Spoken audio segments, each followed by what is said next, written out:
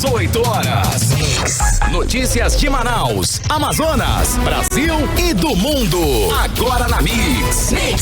Muito bem, 6 horas e 1 minuto em Manaus. Boa noite pra você em 100,7. Boa noite pra você na sintonia certa. Você que está no melhor Mix do Brasil. Estamos juntos mais uma vez. Hoje é quinta-feira, dia 10 de junho, ano 2021. E nós estamos começando mais uma edição do programa 18 horas com as principais notícias do dia. Até às 7 da noite você confere o 18 horas aqui na Mix FM. Carimilhão, tudo bem? Tudo certo? Boa noite. Boa noite, Carlão. Boa noite pra você que acompanha a programação aqui da Mix Manaus. E já começa com uma notícia quentinha, viu? A maioria dos ministros do Supremo Tribunal Federal votou para rejeitar as duas ações que pedem a suspensão da Copa América, ou seja, vai ter Copa América sim. Se for mantido o placar até agora, era de 10-0, uma goleada para manter e para ter a Copa América aqui no Brasil, tá?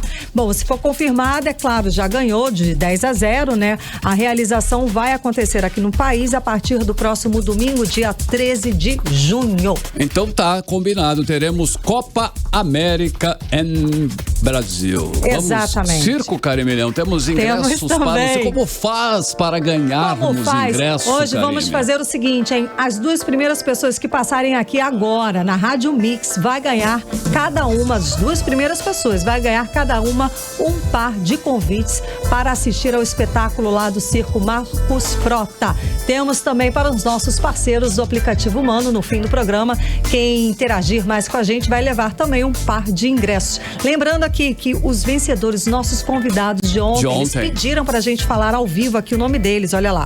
Marciclei Lopes de Souza e a Nilce Medeiros foram os nossos convidados para assistir ao espetáculo do Circo Marcos Frota de ontem, da edição do 18 horas de ontem. E hoje vamos ver no fim do programa, eu falo o nosso convidado. E agora, para faturar agora, quem passar aqui agora, Karime, isso exato. Aí quem estiver passando aqui na Fortaleza. Quem passar, estiver esperto, dá uma parada aqui, fala com a gente aqui na Rua Fortaleza 585, isso, no Adrianópolis, aqui na Mix, e você vai levar um par de ingressos para assistir ao espetáculo do Circo Marcos Frota. Mas as duas primeiras pessoas que passarem aqui, ok? Ok, 6:03, boa noite para você na sintonia certa. 18 horas. Bem, vamos agora aos destaques do 18 horas de hoje. O governador Wilson Lima decide não comparecer para depor na CPI da pandemia do Senado Federal. E a CPI vai recorrer da decisão do Supremo Tribunal Federal que tornou o depoimento de Wilson Lima facultativo. E a nosso destaque também, o silêncio ensurdecedor da Assembleia Legislativa sobre a ausência de Wilson Lima na CPI do Senado. 6 meses antes do colapso da falta de oxigênio no Amazonas, a empresa White Martins enviou um alerta para o governo do estado sobre a necessidade de aumentar a demanda de oxigênio medicinal. E no Amazonas já está em vigor a lei que determina as concessionárias de energia e água parcelarem dívidas em até 12 vezes e detalhes sem cobrança de entrada. 18 horas. Essas e outras notícias, os principais destaques do dia, você confere, hein? A partir de agora, vamos juntos com você até às 7 da noite em mais uma edição do programa 18 horas aqui no melhor Mix do Brasil. Você está ouvindo 18 horas. E o governador Wilson Lima frustrou a todos ao decidir não comparecer hoje para depor na CPI da pandemia do Senado Federal. E a justificativa foi de que precisa estar aqui em Manaus, coordenando as ações na área de segurança, abre aspas, disse o governador. A ministra Rosa Weber ontem tomou a decisão e facultou a minha participação na CPI e eu optei por não ir. O povo precisa de mim aqui, fecha aspas, justificou o governador Wilson Lima. Pois é, Carlão, a justificativa de Wilson Lima foi a crise na segurança pública aqui de Manaus. Mas jornalismo é memória também. Eu vou lembrar aqui que em maio de 2019, ele viajou para Israel no meio de uma crise de segurança, com inclusive intervenção da Força Nacional de Segurança. Wilson Lima viajou 4 dias depois do massacre no complexo penitenciário Anísio Jobim, que deixou 55 detentos mortos. Detalhe, segundo o próprio Wilson Lima, a viagem foi paga pelo então presidente do partido dele, PSC. Estou falando do pastor Evaldo Pereira, preso no Rio de Janeiro em 2020, numa operação da Polícia Federal que apurava justamente a corrupção na saúde do estado do Rio. Essa investigação foi a que afastou o então governador do Rio de Janeiro, Wilson Witzel, e que depois sofreu impeachment. E a decisão do governador de fugir da CPI foi duramente criticada pelos senadores da comissão e também pelos internautas em todas as redes sociais. Afinal, quem não deve, não teme. Mas o problema é que o governador Wilson Lima deve, sim, muitas explicações. É investigado pelo Superior Tribunal de Justiça e foi denunciado pela própria Polícia Federal como líder de uma organização criminosa que desviou recursos da saúde do Amazonas e também por deixar faltar oxigênio nos hospitais, que acabou matando dezenas de pessoas aqui na capital e também no interior do estado. Carlão, e até o presidente da CPI, o senador Omar Aziz, um aliado do governador Wilson Lima, criticou a decisão do governador de não depor hoje. Segundo Omar Aziz, Wilson Lima perdeu uma grande oportunidade de esclarecer ao Brasil e especialmente aos amazonenses todas as acusações que são atribuídas contra ele.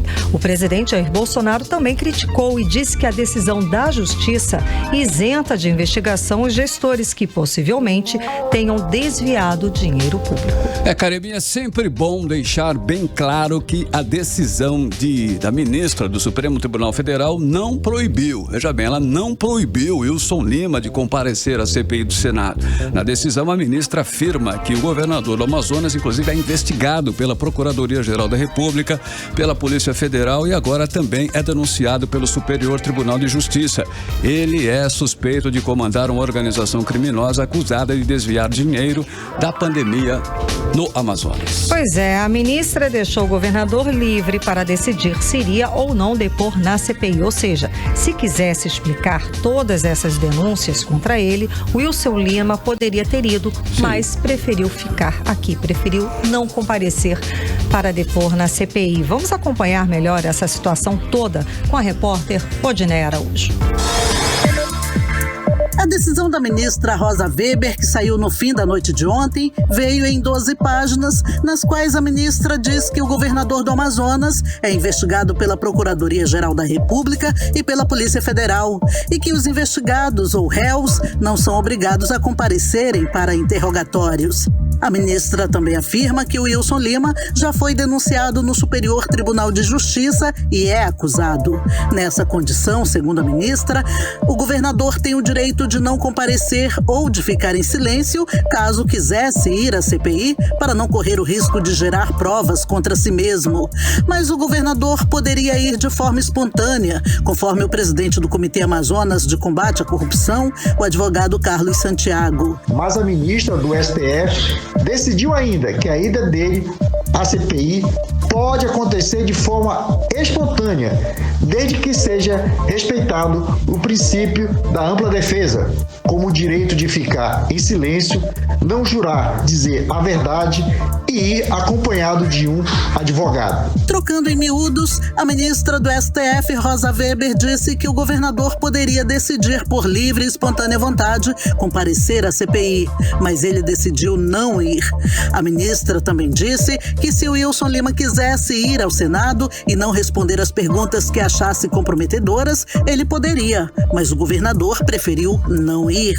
A ministra também disse que o Wilson Lima poderia ir e não fazer o juramento de dizer a verdade, nada mais do que a verdade, mas o governador do Amazonas decidiu não ir e não esclarecer todas essas acusações contra ele, incluindo a de que comprou ventiladores inadequados para a Covid por quase 3 milhões de reais em uma loja de vinhos e a de que não alertou a tempo o Ministério da Saúde de que o Amazonas corria o risco de ficar sem oxigênio hospitalar, como acusou o ex-ministro da Saúde, Eduardo Pazuello. Para o cientista social Luiz Antônio Nascimento, a decisão do governador Wilson Lima em não comparecer à CPI do Senado coloca em suspeição todas essas acusações contra ele. Quem não deve, não teme. Então, se eu, governador de estado, não devo absolutamente nada, eu me apresento à CPI.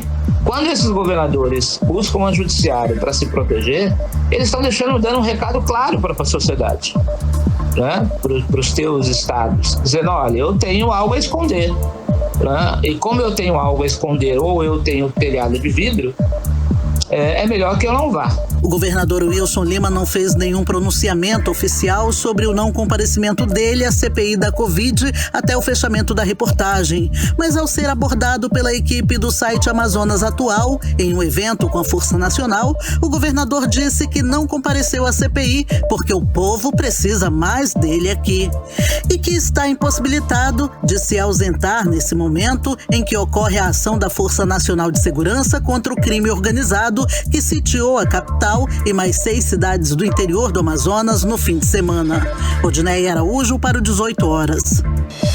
E para falar mais sobre essa decisão do governador de não comparecer na CPI da saúde, na CPI da pandemia do Senado Federal, vamos conversar agora ao vivo com o nosso correspondente em Brasília, o jornalista Carlos Eduardo Matos. Muito boa noite, estamos todos frustrados, né? Quem está acompanhando a CPI como um reality show, como você também deve estar acompanhando, né, Carlos Eduardo? Eu estava esperando o embate, né, dos discursos entre o governador Wilson Lima e o senador, né, o Eduardo Braga. Eu gostaria muito de ter visto esse embate,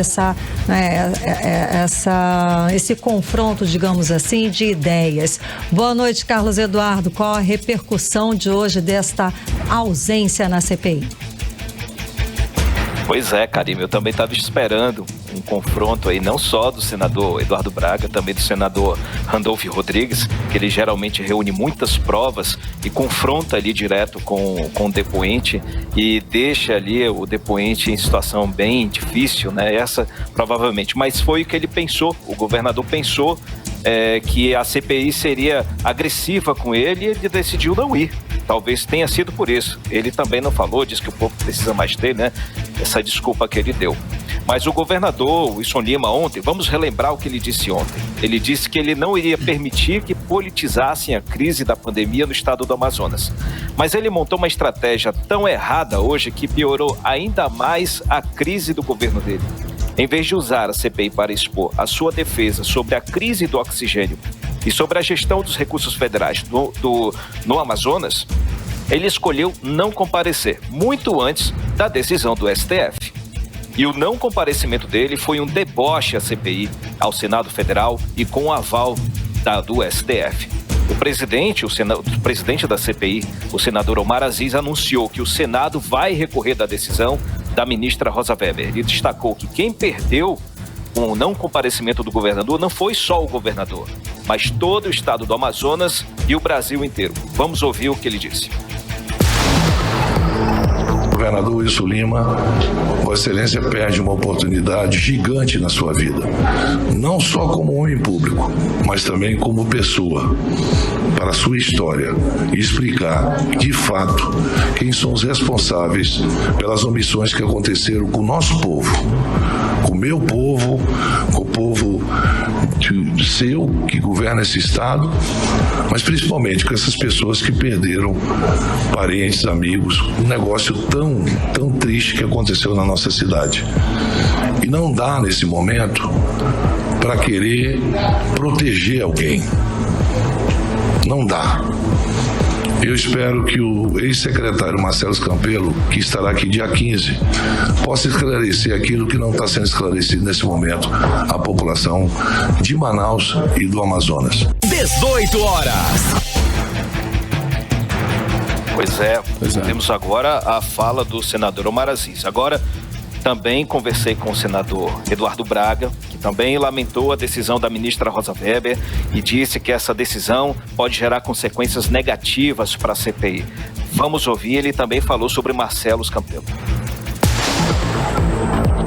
Veja, o que a ministra Rosa Weber decidiu é que é facultativa a vinda do governador. Aí é uma decisão que cada governador terá. Mas a ministra também decidiu de que eles não precisarão fazer juramento para falar a verdade e poderão ficar calados. Esta é a decisão da ministra. Portanto, nos resta respeitar e lamentar. Os ordenadores de despesas não são alcançados por essa decisão e nós esperamos que o secretário de Saúde do Estado do Amazonas possa, aliás, o ex-secretário, porque ele não é mais secretário, possa vir esclarecer várias questões que nós gostaríamos de perguntar ao governador, mas poderemos perguntar ao secretário de Saúde. Pois é, então vejam que a bola agora vai estar com o ex-secretário de Saúde, Marcelo Campelo, que foi preso na semana passada, foi solto e agora o depoimento dele está marcado para a próxima terça-feira, dia 15. Mas a gente não sabe se ele vai assumir sozinho essa bucha, né, Karime e Carlão? Sim. Se o ex-secretário vai revelar as informações que a CPI precisa saber. Pois é, Carlos Eduardo, mas lembrando aqui, né, ele foi preso preventivamente na quarta fase da Operação Sangria da Polícia Federal. Ele ficou 5 dias preso, ele mais 6 pessoas, né, aqui do estado e 5 pessoas, ele mais 5, né, e um lá de Porto Alegre. Bom, o Marcelo Campelo e outras 18 pessoas, a CPI da pandemia, ela aprovou a quebra de sigilo do ex-secretário de Saúde. Os requerimentos aprovados, eles pedem a transferência de sigilo telefônico e telemático, ou seja, mesmo que ele não fale muito a quebra de sigilo, tem também quebra de sigilo Vamos aguardar, né? Exatamente. Então, quer dizer, por mais que ele não fale, né, eles vão rastrear essas informações, essa troca de informações, que inclui e-mail, mensagem de texto, telemático, tudo que tem a ver com a internet, né? Então, todas essas mensagens a CPI vai ter acesso. Virão à tona. Exatamente. Isso. E é um acesso... E a decisão... Perdão, desculpe. Não, imagina que eu ia falar... A decisão do STF, a decisão do STF dividiu os senadores, né?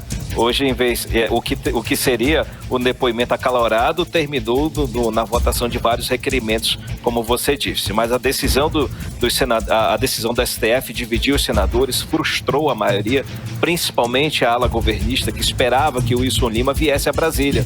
Porque a estratégia era atacar o governo do estado para tirar o peso das costas do governo federal, que desde o início da pandemia vem sendo atacado pelo G7. Mas isso acabou que não deu certo. O senador Marcos Rogério, que é o xerife da ala governista, lamentou não só a decisão do STF, mas a interferência do Poder Judiciário nessa CPI. Vamos ouvir o que o senador Marcos Rogério falou pra gente, pra Rádio Mix. O mesmo Supremo que determinou a abertura da CPI está autorizando que possíveis depoentes não compareçam para instruir o trabalho da CPI. É lamentável, isso acaba atrapalhando o trabalho de investigação da CPI, mas espero, repito, que haja, com o avançar da análise do pedido, né, uma mudança de posicionamento, ou o próprio plenário do Supremo enfrentar essa questão e decidir de uma vez por todas. Espero que haja compreensão de que a oitiva dessas testemunhas é importante e fará os esclarecimentos necessários ao trabalho da CPI. Senão não tem sentido. Senão fica uma CPI manca, uma CPI capenga, uma CPI que não avança nas investigações no rumo do que foi feito com o dinheiro. Pois é, o senador Marcos Rogério, ele acabou dizendo que espera que essa decisão, que foi uma decisão precária, uma decisão liminar da ministra Rosa Weber, possa ir ao plenário do STF para discutir o mérito. E aí pode ser que essa decisão da ministra possa ser revertida para a convocação, para que os governadores possam comparecer. Vale lembrar que isso é uma estratégia do governo, mas afinal de contas a gestão dos governos, dos recursos federais pelos governos, não só dos 9 estados onde ocorreram operações da Polícia Federal, mas o Amazonas também é preciso que isso seja investigado. Outro com quem nós falamos agora pela manhã, que foi uma movimentação generalizada no Senado Federal após a notícia de que o governador não viria. O relator, o senador Renan Calheiros, deu uma entrevista para a gente, foi favorável à decisão do STF. Ele foi o único que favorável, ele foi daquele que eu avisei. Vamos ouvir o que ele disse para a gente. Eu nunca tive, sinceramente, nenhuma dúvida com relação a essa decisão do Supremo Tribunal Federal, porque a Constituição é clara, o regimento do Senado também.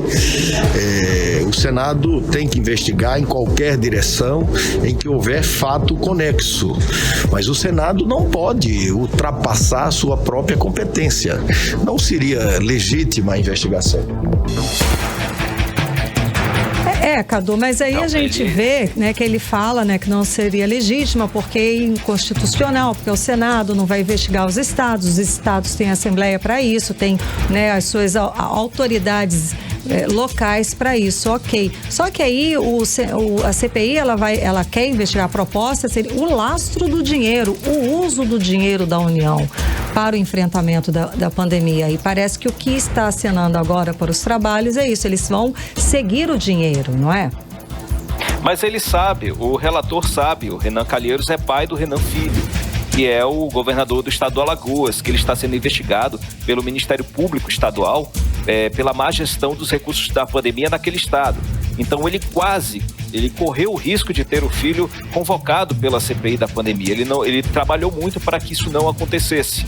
Então ele vem trabalhando nisso, ele é o único que defende, o senador Randolfo Rodrigues, outros senadores do G7, já entendem que o comparecimento dos governadores é fundamental para dar prosseguimento à CPI, exceto o Renan Calheiros, por um motivo óbvio, que ele precisa defender o filho dele.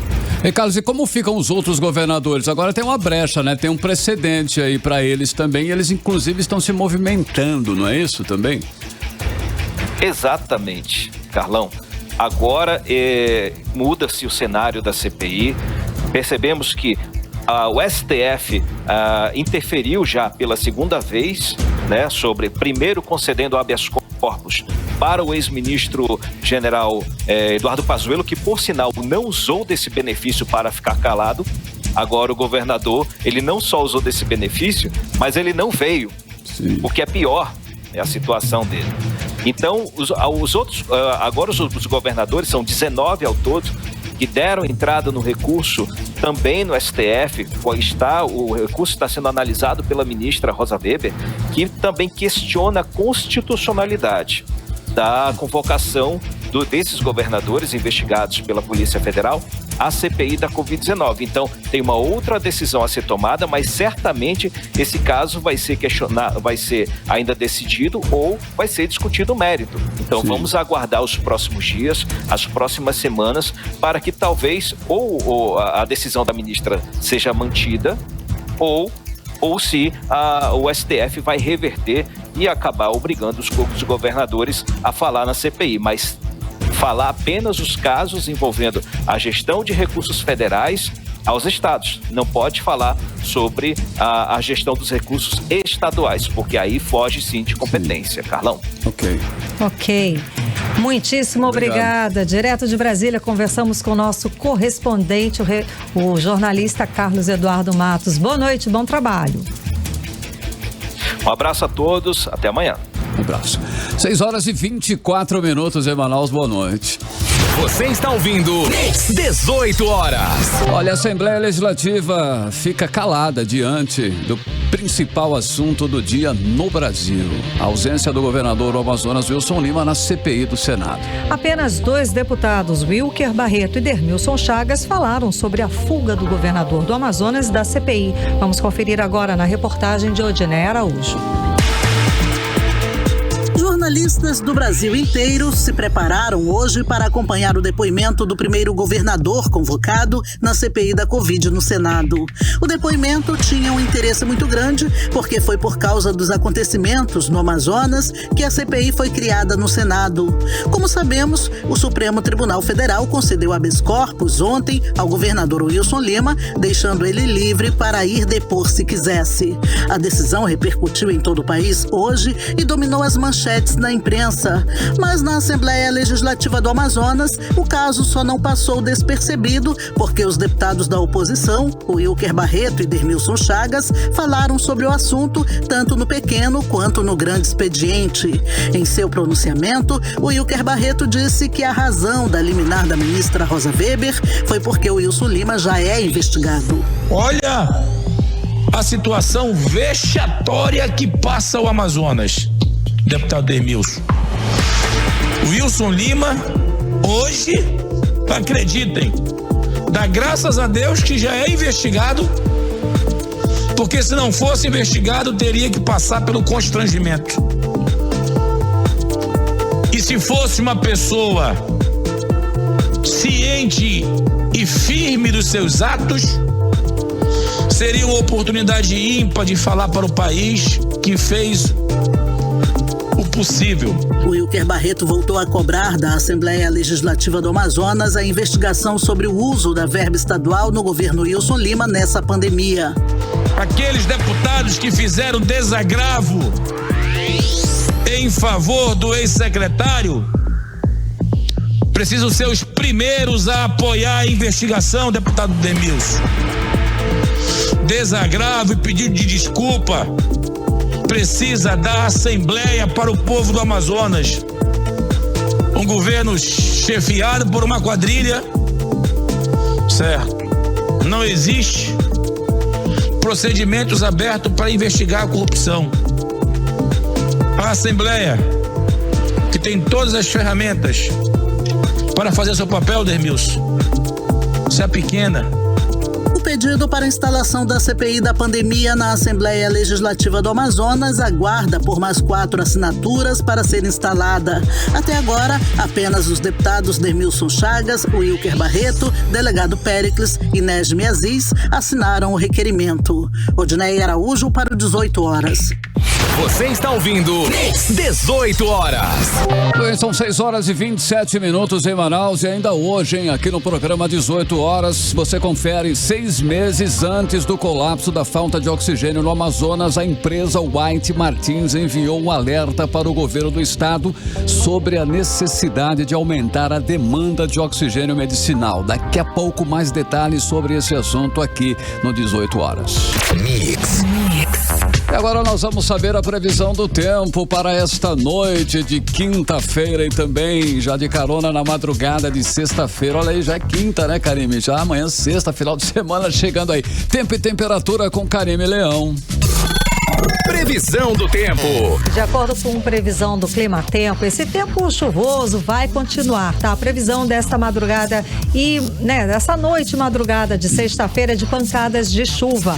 A mínima prevista é de 22 graus, a máxima não deve passar dos 31 graus. As chances de chuva são de 67% e a umidade relativa do ar fica entre 60% e 90%. Agora 6h34, boa noite. Mix. Olha, ainda falando aí sobre o governador Wilson Lima, o assunto do dia hoje. Mais um fato pode complicar a situação dele. Olha só, isso porque um documento mostra que o Amazonas ignorou alertas da empresa White Martins e também da área técnica da Secretaria Estadual de Saúde sobre a necessidade de aumentar a demanda de oxigênio no estado na época aí dentro desta pandemia, Carlinhos. Carlão, e pasmem, a informação, os alertas foram feitos 6 meses antes da crise pela falta de oxigênio medicinal na rede pública de saúde aqui no Amazonas. O assunto que rendeu hoje na sessão da Assembleia Legislativa do Amazonas, que na próxima semana, na semana que vem, vota se a empresa White Martins e responsáveis da Secretaria de Saúde do Estado à época devem ser convocados para prestar depoimentos sobre as informações divulgadas. A repórter Júlia Gomes traz mais detalhes pra gente, vamos conferir. A CNN Brasil teve acesso a um documento que o Departamento Nacional de Auditorias do Sistema Único de Saúde, o SUS, fez a respeito da crise de oxigênio em Manaus. Um relatório de maio deste ano e mostra que o governo do Amazonas ignorou ao longo de 2020 2 alertas para que fosse reajustado o contrato com a White Martins, que é a fornecedora de oxigênio no estado. O primeiro alerta veio da própria empresa por meio de uma carta encaminhada à Secretaria de Saúde do Amazonas no dia 16 de julho do ano passado. Nela, a White Martins pede que o contrato assinado em 2016 seja alterado para ampliar em 25% a oferta de oxigênio. A partir de então, as negociações começaram e o governo do Amazonas concordou em alterar o percentual, mas apenas em 21,9%. Foi aí que ocorreu o segundo alerta, dessa vez da área técnica da Secretaria de Saúde do Estado. Isso ocorreu no dia 11 de setembro de 2020. No documento, a área técnica fala que foi efetuado encaminhamento para a superior deliberação quanto ao acréscimo não mais de 25% e sim de 46%. A resposta do governo do Amazonas, porém, foi de indisponibilidade orçamentária para atender o acréscimo de 46% do contrato, sendo autorizado apenas recursos para o acréscimo de 25% ao valor hora contratado. Assunto que rendeu hoje na Assembleia Legislativa do Amazonas. O deputado de oposição Wilker Barreto apresentou um requerimento solicitando que a empresa White Martins, fornecedora de oxigênio, o secretário de Saúde à época Marcelo Campelo e o diretor do Departamento Técnico da Secretaria de Saúde sejam convocados a prestar depoimentos sobre as informações divulgadas pela reportagem da CNN. Bem, a reportagem de ontem da CNN Brasil é esclarecedora. No Amazonas, o governo tinha conhecimento do colapso 6 meses antes e não tomou providências sob o argumento de que não tinha dinheiro. Isso demonstra a falta de compromisso com a vida, a admissibilidade de culpa de um governo que foi omisso. E para confrontar isso, eu apresentei hoje 3 requerimentos de convocação da empresa White Martins, do ex-secretário à época, Marcelo Campelo, e do departamento, do departamento técnico que emitiu o laudo no dia 11 de setembro. Nós precisamos levantar as informações para apurarmos os responsáveis. A Assembleia precisa se posicionar de forma muito firme em respeito ao povo do Amazonas. Em nota à CNN, a Secretaria de Saúde do Estado disse que o nível de consumo de quando a manifestação da White Martins foi feita em julho de 2020 se manteve até dezembro e que a empresa não menciona na carta em momento algum incapacidade de produção para atender volume maior do insumo e que o aumento de consumo do oxigênio ocorreu de forma substancial no início de janeiro. Com relação ao que foi divulgado pela reportagem da CNN Brasil, nós tentamos ouvir o governo. Entramos em contato com a Secretaria de Comunicação do Estado e até o fechamento desta reportagem, eles não enviaram resposta. Júlia Gomes para os 18 horas. 18 horas. Olha, hoje pela manhã foi deflagrada a Operação Mão de Ferro para combater as ações de criminosos que promoveram ataques em Manaus e municípios do interior nos últimos dias. Essa é a primeira operação integrada entre as polícias do Amazonas e a Força Nacional de Segurança. A repórter Nathalie Moraes acompanhou o início das ações e traz mais detalhes pra gente agora. A tropa com homens da Força Nacional de Segurança chegou a Manaus na manhã desta quinta-feira. As primeiras tropas da Força Nacional chegaram do município de Apuí, no interior do nosso estado. A tropa que chegou na manhã de hoje saiu de Rondônia e percorreu a rodovia da BR-319 em 6 veículos. Durante o trajeto, uma viatura da Força Nacional aquaplanou na BR-319 por volta do quilômetro 16. Mas ninguém ficou ferido. As equipes já estão participando aqui em Manaus da Operação Mão de Ferro. Na manhã de hoje, o governo realizou uma solenidade de apresentação dos policiais da Força Nacional, sem divulgar onde e como devem acontecer as ações de combate ao crime organizado. Segundo o governador Wilson Lima, a programação é que a tropa de 144 agentes nacionais estejam integralmente em Manaus até o próximo sábado. Parte dessa tropa já está aqui em Manaus e nesse momento ela foi apresentada junto com parte também do nosso efetivo da ROCAM e também da Força Tática, estão indo para aqueles locais que representam um risco, ou pelo menos aconteceram de forma mais significativa, aqueles episódios na madrugada de sábado para domingo. Uma outra parte já chegou lá do outro lado do rio, está lá no Careiro, né, e também vai atravessar aqui para Manaus para se juntar a esse nosso trabalho. E até o fim de semana, até sexta, sábado, nós vamos ter aqui todos os homens que foram convocados convocados da Força Nacional para nos ajudar aqui no estado do Amazonas. Manaus viveu uma onda de ataques violentos entre o fim da noite do último sábado e a madrugada da última segunda-feira. 42 pessoas já foram presas pelos ataques. Além de Manaus, 9 cidades do interior do Amazonas também registraram ataques violentos. Mandante da Polícia Militar, Matheus Peclar, os agentes devem atuar a partir de hoje nos locais onde aconteceram os ataques. Nós estamos atuando sim, conforme se desenharam aí as ocorrências, conforme a mancha criminal foi detectada. Estamos atuando especificamente nesse ponto. São mais os esforços aí da equipe da Força Nacional que chegou à cidade de Manaus. Equipes estão trabalhando em barreiras montadas em pontos fixos, como na cabeceira da ponte Felipe Dal. Nathalie Moraes para o 18 horas. E a venda para o Dia dos Namorados, né, também foram prejudicadas depois dessa onda de violência. Karime, sim, muito, né? Segundo a Federação do Comércio do Amazonas, juntando aí, olha só, a pandemia de Covid-19, a cheia histórica do Rio Negro e agora os ataques criminosos, o comércio varejista deve ter aí, olha só, 20% de perda nas vendas para o semestre. Vamos conferir aí mais detalhes com a repórter Júlia Gomes. A onda de violência no final de semana fez a capital amazonense parar, prejudicando o comércio, a indústria, entre outros setores da economia. Com a suspensão da circulação do transporte coletivo na última segunda-feira, a Câmara dos Dirigentes Lojistas de Manaus afirma que 50% das 36 mil lojas em operação em Manaus não abriram as portas porque os trabalhadores não puderam ir para o local de trabalho.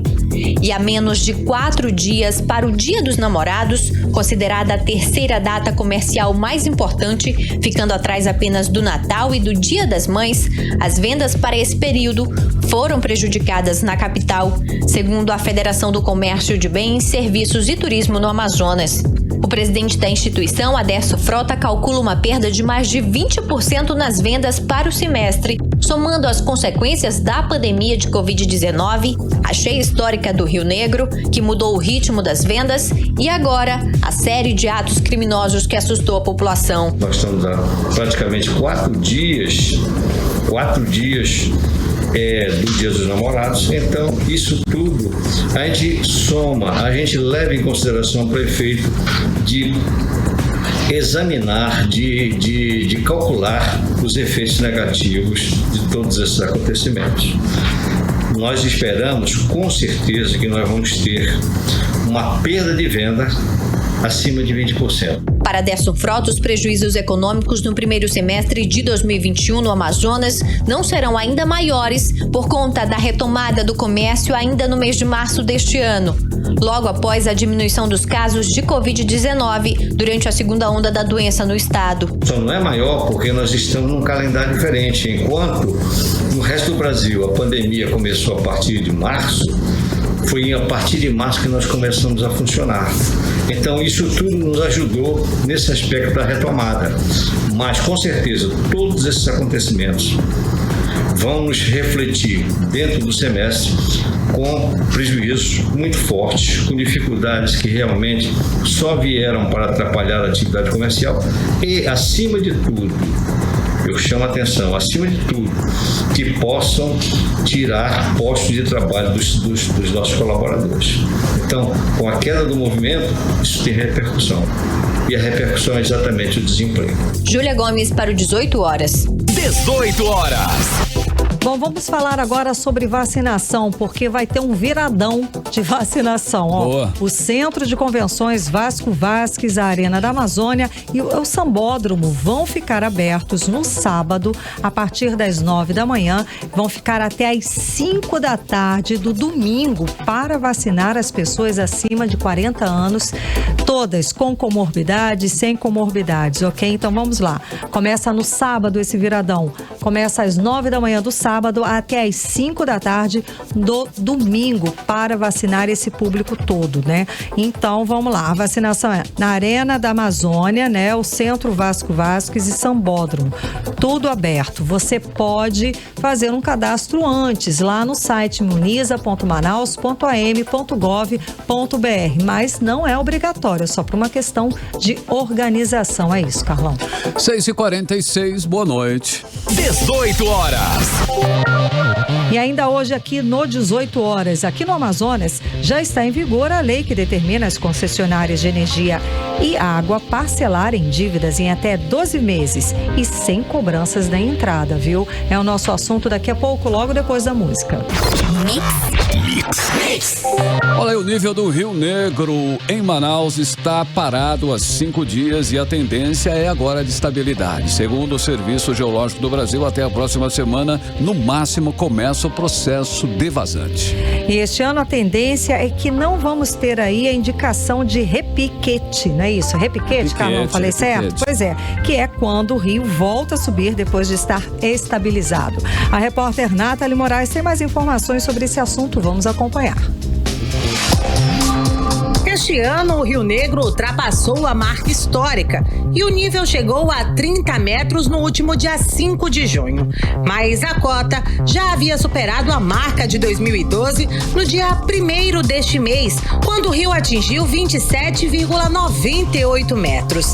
Segundo a pesquisadora em geociências do CPRM, Luna Gripe, responsável pelo Sistema de Alerta Hidrológico do Amazonas, a cota atual indica uma tendência de estabilização do nível dos rios aqui na região da Amazônia Central, que engloba, além de Manaus, os municípios de Manacaporu, Itacoatiara e Parintins. Essa estabilização é muito característica do processo de finalização de engenho. Então, ao que tudo indica, essa estabilização que vem sendo observada representa pra gente que o nível do rio não deve voltar a subir. Então, nada nos indica que a gente deve ter um processo de repiquete. É claro que a gente, falando de evento hidrológico, tudo pode acontecer. A gente sempre faz previsão com base no que a gente está observando comparado com os dados da série histórica. Mais de 455 mil pessoas já foram afetadas pela subida das águas em todo o Amazonas. Aqui em Manaus, pelo menos 15 bairros foram atingidos. Em diversos pontos, a circulação de pessoas acontece somente por meio das passarelas, as também chamadas de maromba. Segundo o Major Adson da Defesa Civil Municipal, mais de 10 mil metros de pontes auxiliam na circulação de pessoas que moram em áreas alagadas. Nós estamos num evento aí ímpar, né? A nossa cheia é uma cheia recorde, né? A maior cheia dos últimos 100 anos e hoje na cota de 30 metros, estamos numa cota estabilizada. Como já dissemos, essas águas elas vão começar a baixar, a previsão é na segunda quinzena do mês de junho agora, e a prefeitura, preocupada com o ir e vir das pessoas, a trafegabilidade, já colocou à disposição da população afetada quase, chegamos a 10 mil metros de pontes e passarelas para que esse ir e vir que a comunidade precisa e tem esse direito não seja tão afetada. Mesmo estabilizado, o Rio Negro permanece em uma marca nunca registrada em nossa história, causando prejuízos a quem vive em áreas alagadas e principalmente aos produtores rurais. Dos 62 municípios do Amazonas, 48 permanecem em situação de emergência. Nathalie Moraes para o 18 horas. 18 horas. Economia. 6h53 e nós vamos agora aos indicadores econômicos desta quinta-feira. O dólar fechou em queda de menos 0,7%, cotado agora a R$ 5,06. O euro também fechou em baixa de menos 0,11%, cotado agora a R$ 6,16. E a moeda virtual Bitcoin fechou em queda também de menos 2,87%, cotada a R$ 184.032. O valor da arroba do boi está cotado hoje em R$ 316,70. O Ibovespa fechou em alta de 0,13% a 130.076 pontos. Aí o preço das carnes continua subindo e pesando no bolso dos brasileiros. Em 12 meses, a alta acumulada já chega a 38% no país. Segundo dados do IPCA, que é o Índice Nacional de Preços ao Consumidor Amplo, IPCA, divulgados nesta quarta-feira pelo IBGE. Para a gente ter uma ideia, só em maio o preço das carnes registrou alta média de 2,24% no país e teve o quarto maior impacto individual, com 0,07 ponto percentual sobre o indicador do mês. No ano, o produto acumula aumento de 5,86%. E entre os motivos para essa disparada nos preços, segundo o IBGE, está o dólar caro, atualmente negociado acima dos R$5, e também o aumento das exportações, que diminui a oferta de carnes no país. 18 horas. Bom, e na guerra aí infinita, do poder público com as concessionárias dos serviços essenciais, como água e luz, uma nova lei entra em campo para tentar resguardar os direitos dos consumidores inadimplentes neste período de pandemia. Exatamente, Carlão, e já está em vigor uma lei aqui no Amazonas que determina as concessionárias de energia, água, esgoto e gás a parcelarem as dívidas em até 12 vezes. Vamos saber mais detalhes agora com a repórter Júlia Gomes. E uma nova lei sancionada no último dia 2 de junho pelo governo do Amazonas determina o parcelamento de dívidas de energia elétrica, água, esgoto e gás contraídos pelos consumidores durante o período da pandemia do coronavírus no estado. Pela nova lei, de número 5.483, as concessionárias responsáveis por esses serviços são obrigadas a parcelar os débitos de consumo em até 12 vezes, em parcelas de igual valor, e não será permitida a cobrança da entrada. A lei, aprovada pela Assembleia Legislativa, já está em vigor. No entanto, o parcelamento só será possível desde que os débitos se refirem ao período da pandemia, como alerta a advogada Sara de Souza Silva, especialista em direito do consumidor. Ou seja, só vale para os consumidores que estavam com as contas em dia até o dia 26 de março de 2020 e deixaram de pagar os serviços durante o período de estado de emergência e calamidade. Logo, para aqueles consumidores que estavam inadimplentes anteriormente à pandemia, a nova medida não será eficaz. A advogada destaca ainda que a nova lei não dispõe sobre a possibilidade do parcelamento aos consumidores que forem autuados com irregularidades referentes a ligações clandestinas. Ou seja, nessa situação específica de irregularidade, não há definição ainda, tanto pela lei quanto pela concessionária de energia elétrica. Mas o consumidor que não concordar com a autuação pode comparecer à concessionária de energia e iniciar um processo administrativo sem custos para tentar diminuir a cobrança, arquivar ou até mesmo, ao final, conseguir parcelar os débitos. A reportagem tentou entrar em contato com as concessionárias e até o fechamento da reportagem apenas a Águas de Manaus respondeu ao nosso questionamento, informando que desde o início da pandemia tem respeitado todas as decisões do poder público relacionadas ao fornecimento de água e que as condições oferecidas pela Água de Manaus atendem ao exigido pela nova lei e que, em muitos casos, as condições oferecidas pela concessionária são ainda mais flexíveis, como explica o supervisor comercial da Águas de Manaus, Luiz Ednes. Uma edição da campanha Zero a Dívida, campanha de negociação 100% online, ao qual o cliente pode efetuar a negociação dos seus débitos de acordo com as suas condições.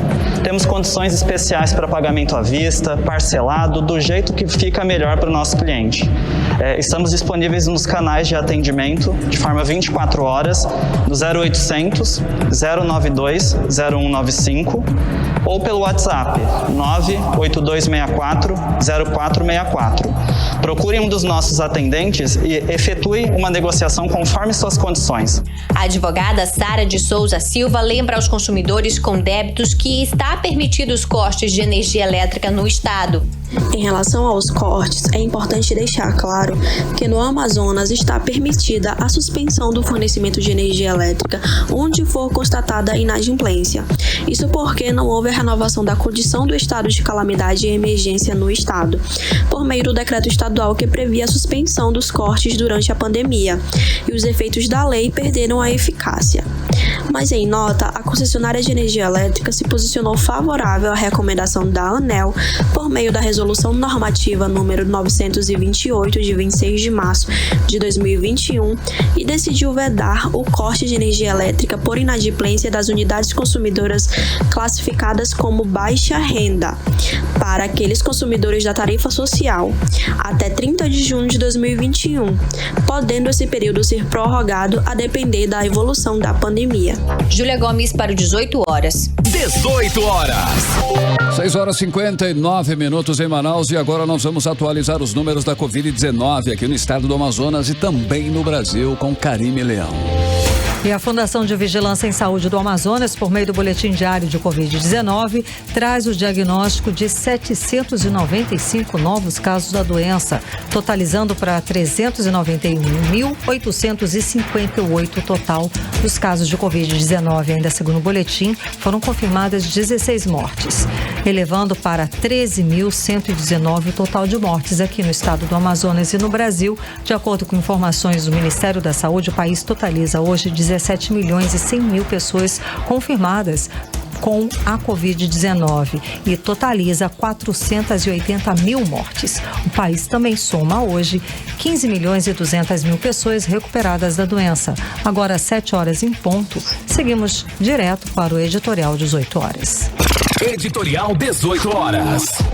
Os fatos ao longo do dia mostraram que o governador do Amazonas, Wilson Lima, fugiu da CPI da pandemia no Senado. De madrugada, a máquina de propaganda do governo tentou enganar a população dizendo que a justiça proibiu que ele fosse à CPI. Mentira, a ministra Rosa Weber apenas julgou que cabia a ele decidir se ia ou não. Antes mesmo da decisão, o governador já havia decidido que não queria ir. No meio do dia, Wilson Lima deu outra versão para não comparecer à CPI. Disse que não foi por causa da crise na falta de segurança do Estado. A verdade é que o governador do Amazonas não quer responder aos senadores sobre as acusações de casos graves de corrupção contra ele. Não quer responder à CPI sobre a falta de oxigênio que matou dezenas de pessoas no Estado. Simples assim. O que fica na cabeça de todos nós é que Wilson Lima não comparecer à CPI é quase uma confissão de culpa. 18 horas. 7-1, Karime, temos resultado aí, né? Nós temos ganhadores. O nosso convite, o nosso convidado de hoje, de quem nos acompanhou pelo aplicativo Humano aqui durante o 18 horas, é Éder da Silva Teles. Muito obrigada pela companhia. Boa noite, Karime. Boa noite, um beijo e até amanhã. Continue bem, continue em 100,7 amanhã, a partir das 6, mais uma edição do 18 horas para você aqui no Melhor Mix do Brasil. Boa noite. Você ouviu 18 horas. As notícias do Brasil e do mundo. De volta amanhã. Mix.